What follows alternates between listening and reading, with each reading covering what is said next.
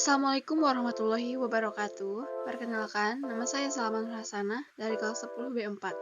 Di sini saya akan menjelaskan tentang perkembangbiakan tumbuhan, pembiakan generatif, pembiakan vegetatif, dan syarat batang atas dan batang bawah. Perkembangbiakan tumbuhan adalah sebuah proses yang bertujuan untuk memperbanyak spesies tumbuhan agar dapat mencegah kepunahan. Ada dua jenis perkembangbiakan tumbuhan. Yang pertama, pembiakan generatif atau seksual, dan pembiakan vegetatif atau aseksual. Yang pertama, pembiakan generatif atau seksual adalah pembiakan tanaman menggunakan bagian generatif atau melibatkan organ tanaman berupa biji yang terbentuk setelah proses fertilisasi atau peleburan gamet jantan dan betina.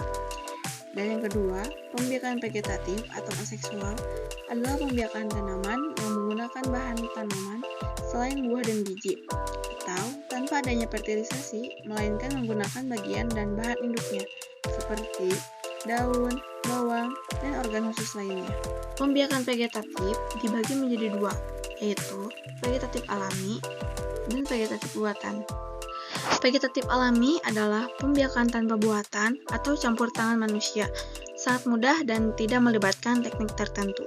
Contoh, umbi, geragi, dan tunas. Sedangkan, contoh vegetatif buatan adalah mencangkok dan setek. Contoh vegetatif alami adalah umbi. Umbi adalah bagian tanaman yang membengkak dalam tanah karena menyimpan cadangan makanan. Contoh yang berkembang biak dengan umbi: 1. Umbi batang. Contoh, kentang dan ubi jalar. 2. Umbi lapis. Contoh, bawang merah dan bawang putih. 3. Umbi akar. Contoh, wortel. Yang kedua, geragi atau stolon adalah batang yang tumbuh dan menjalar di permukaan tanah. Contohnya, stroberi atau pegangan dan rumput teki. 3. Tunas. Tumbuhan anakan yang muncul di samping tumbuhan induknya. Contoh, pohon pisang, bambu, dan tebu.